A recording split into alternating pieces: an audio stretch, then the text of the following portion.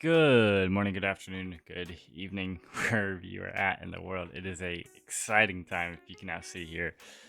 I know it is a lot of information, and that's why we are here today. So, without further ado, let's go ahead and start with today's first reveal, which is this little axe with a hair-looking thing attached to the end of it. It's called the Executioner. So, it I don't know how to commonly say this. It executes anything that it hits at 20% HP or less. It might actually just be less than 20% HP. But however, it is not a passive effect. It is a weapon itself. So it is something that you have to carry in your inventory. It is something that if you want to execute something that has less than 20% health, you have to equip it. You have to manually equip it. I'm not sure if it's a weapon that you can just attack things with in general. So I don't know if you can just AFK with the axe. Maybe it doesn't have good stats, but I do know that when it is less than 20% HP, it will always hit. Crazy relic. Now the second thing, and you might have seen it already while looking at this picture. By the way, this is a confirmed relic list. The old school RuneScape stream just finished up not even 5 minutes ago. This is the confirmed relic list. This is from that stream. There are 8 tiers. First we have tier 1, tier 2, tier 3. Yes, these are 2 separate tiers. I don't know why I pointed at them, but tier 4, tier 5, tier 6, tier 7, and tier 8. We have 8 tiers this time around. It's going to be a little bit different. Things they said have been slightly extended. So in terms of getting the combat relic, which would normally be tier 3, is going to be tier 4 now. Most people would think that, it's going to take a little bit longer now. That is actually not the case. Sorry. I thought that my music stopped playing entirely. It is actually not the case. It's not going to be a far bit away. It's only going to be slightly farther. So, you really shouldn't be able to tell the difference that much. So it's not going to be a whole day worth of game time more to get to the next relic or something. It's going to be very minuscule. It will be there, but it's not going to be a big difference. Secondly, we have a few on here that we actually do not know. And going through the list, we have Bloodthirsty. However, it's the same image as the previous Slayer relic, so I assume that it will be Slayer related. I don't think it's going to be the same one because in the RuneScape stream, they also mentioned Treasure Seeker and Equilibrium being slightly different.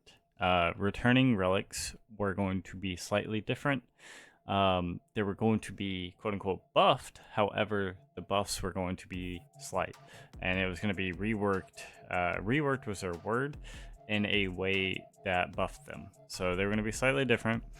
And with that being said, the fact that Bloodthirsty, which is the Slayer relic image, the fact that it is named differently tells me that the relic is going to be different itself. Otherwise, they would have just put the same name in as Treasure Seeker or Equilibrium if it was just slightly different. This is going to be something completely different in my eyes. It might still be Slayer related, but it is going to be different. I think they also said Infernal Gathering or Farmer's Fortune was going to be different as well. Farmer's Fortune originally was... hold on. No, I don't have it anymore. It was originally a different name, so it's something else now. I believe previously it was more skilling in total, so now it's just Farmer's Fortune, so we will see what that is. Ruinous Powers, we don't know the extent of. However, as far as I know, the mods in the stream, the way that they were talking, they said that they didn't necessarily put a whole lot of effort into it. So it could just be straight curses or ruinous power prayers, ruinous prayers from the PV or the beta world test for the ruinous powers prayers. It could be straight from it, or they could be slightly different. All I know is that if you Google the ruinous powers prayer list, and I'll try to leave that in the description down below, it is probably going to be very similar to all the prayers listed, which there are some pretty good ones.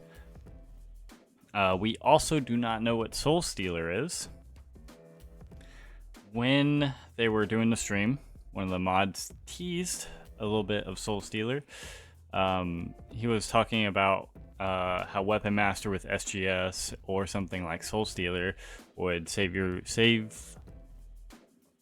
some supplies in raids, or basically give you some more sustain in a raid. So it's probably going to be something HP stealing, something like Soul Split, if you guys remember that from RuneScape 2. It will probably be something like Soul Split. I'm actually really hoping for Soul Split. Or it's going to be some sort of HP vampiric effect, lifesteal maybe. It's going to be something like that in my opinion. And we also don't know what Berserker is. Now we have this heart here, the Zamorakian symbol, as well as a couple blood things on the side. I'm assuming that this might also be some sort of sustained vampiric effect. However, when they were talking, they did not mention this in their like sustained vampiric comment thing that they were talking about. They did not mention this, so that almost makes me stray away. I think this might be a even further defense buffing relic, or it might have some sort of rage mechanic. Kind of like a barbarian going berserk. You know, that's my ideology behind that. An executioner we now know as of today. However, what we did not know is what tiers these were all in, but this is now confirmed. So now that I've covered all the relics that we don't necessarily know, I'm going to go over my picks, and 2, I'm going to go over why I kind of picked them and what are some of the benefits and cons of certain ones being in certain areas. So without further ado, tier 1, I'm going to be choosing Production Prodigy. So I basically have off like 5 or 6 days, maybe more like 4. I have to go to a wedding. But I'm going to be very intensively playing for those first few days. So Production Prodigy for me is going to be very beneficial. It gives me that plus 12 right away to quite a few skills, which is going to unlock new scaling methods for those skills. It's going to allow me to get faster XP in those skills. And I'm going to be able to get faster tasks and unlocks that way. So doing that, it's going to get me a bigger boost in points, and it's going to let me shortcut to tier 2, tier 3, tier 4 a lot quicker than the other few. Now, if I was AFKing, I might have chosen Endless Harvest. I don't think I would have chosen Trickster, though Trickster is interesting. It's just not for me, I think. So yeah, I think I'm going to go with Production Prodigy. If you are planning on playing more intensively, I would also recommend going Production Prodigy. So I will be choosing Globetrotter, because I'm actually going to be choosing Saya as one of my regions, which was not the original plan. This, however, is going to be for my main account. I might actually be making a secondary account because I really want to explore the wilderness on a League's account and experience some of the benefits that something like an Elysian Spirit Shield would bring in something like this. So with me going to Zaya and having that unlocked, I actually would love using Xeric's Talisman to go back and forth to raids. However, with that being said, we also have something like the Last Recall. The Last Recall will help me do this as well, but there's a catch. The Last Recall is actually a passive in this league. It is a passive effect that we get from the very beginning. With that being said, though, they didn't want to make it super overpowered. They wanted to nerf it ever so slightly, and I can agree with it. I can get behind it. So from level 1, or well, I guess technically level 3, you get the last recall, which is the crystal memories. So you get the little item in your inventory. However, it has a 6-minute cooldown now, and every 300 total level onward from that 6-minute cooldown will decrease the cooldown by a full minute. So once you hit 1800 total level, it is actually 0 cooldown time. So you can use it infinitely once you have 1800 total level. And from the beginning, it is a 6-minute cooldown. So it's not going to be infinite use. So Globetrotter is going to be something that I actually like using. And you will be able to also teleport to the leprechauns, and that is something that I also will want. With Production Prodigy, I will want the herbs to be able to really abuse that. And with my areas, that's going to be pretty big. So moving on from tier 2, we have the biggest debate in probably RuneScape history, Banker's Note or Fire Sale, which honestly, out of everything on this list, there is nothing more comparable than these two. These are so close together. However, though I respect Fire Sale, I really think Fire Sale is a region-specific thing more than anything. You can get very good usage out of it on the base regions. However, that is not going to be my pick. My pick is going to be Banker's Note, and probably the most iconic thing that I can say from Banker's Note is I hate rune crafting, so I'm going to be getting like 200 mil rune crafting in an hour with this thing. I hate rune crafting, dude. So Banker's Note, allowing me super long runs. Basically, I won't ever die because I'll have infinite supplies. I'll be able to go anywhere and do anything with infinite supplies, and I can note everything. It's just so good to me.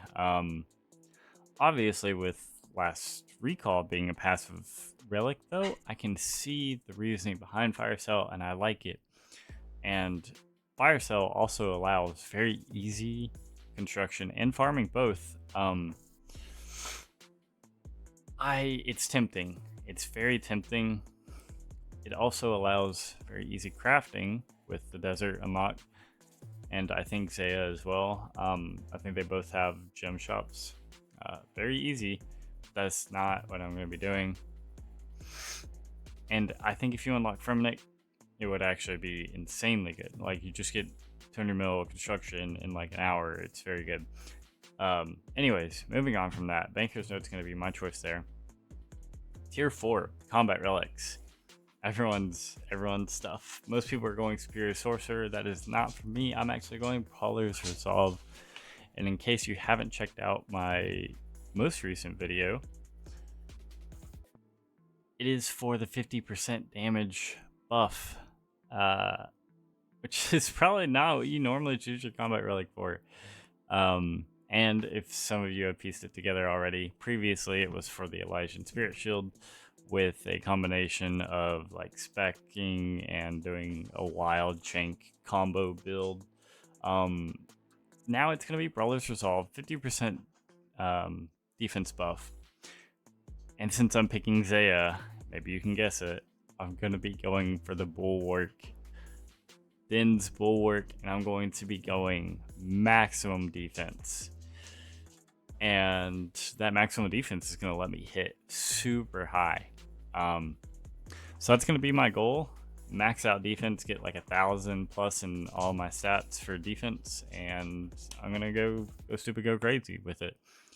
I really don't feel like Archer's Embrace is fine, but I don't feel like comparatively to Brawler's Resolve and Superior Sorcerer that it's all that good. Like, I think even if I wanted to do like some sort of ranging build, I would probably still end up going Brawler's Resolve because 50% defense buff is insanely good, even for a different stat or a different combat style. But on top of that, it also gives me the flexibility to, I can do a range build, or I can do a melee build.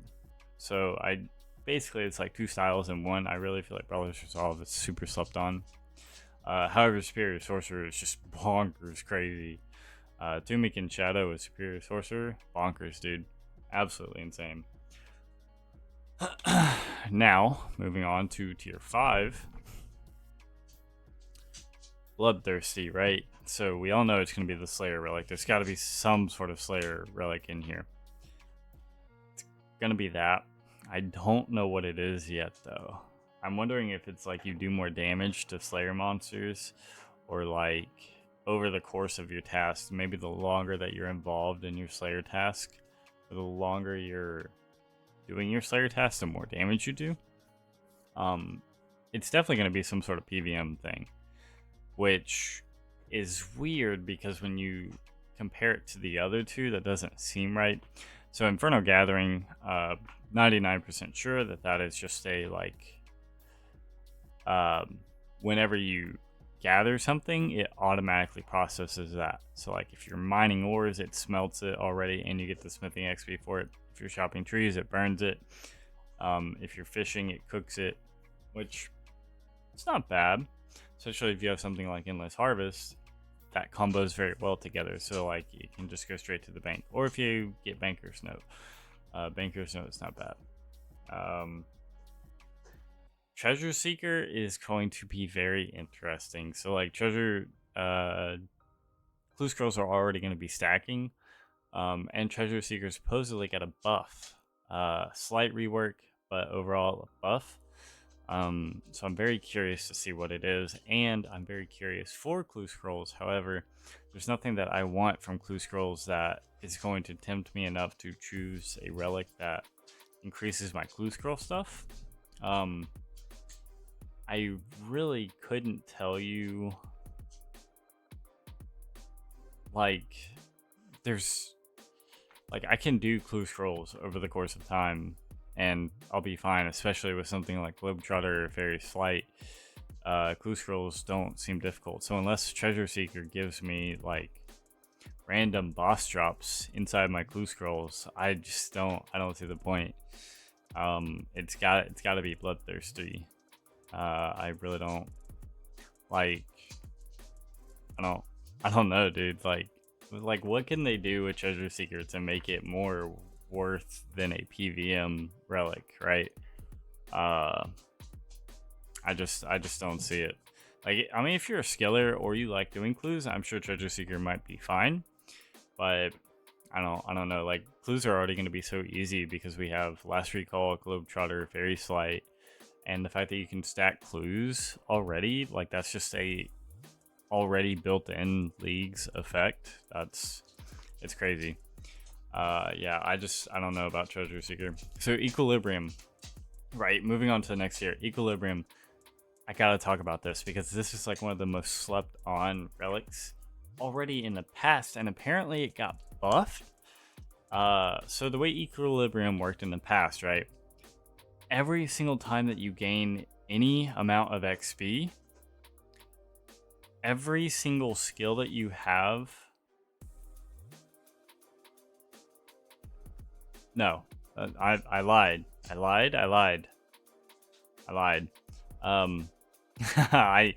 almost said the wrong thing.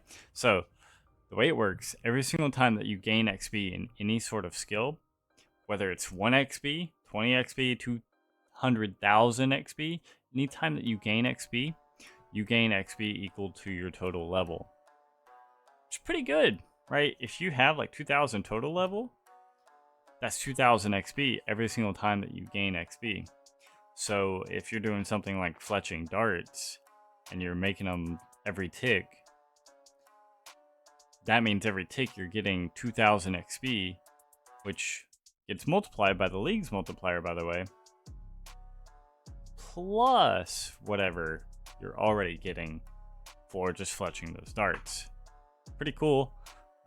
It's definitely, like, in the past, it's definitely been a maxer or a like max point type thing, because like you get so much XP from it over the course of time of playing leagues more. It's definitely like a 200 mil all skill type thing. It's very good. I'm very curious to see how they buffed it or how they reworked it. Very, very curious. Moving on to Farmer's Fortune. Not really sure what this is, but I'm assuming it's going to be super increased crop game. I really can't think of anything else that it would be. That, or like maybe it's like NPC contact, but for like the little farmers in the patches, and so they like automatically farm your stuff for you and then they send it to your bank. I'm thinking that could maybe be something that it would be. Those are my only guesses, just those two.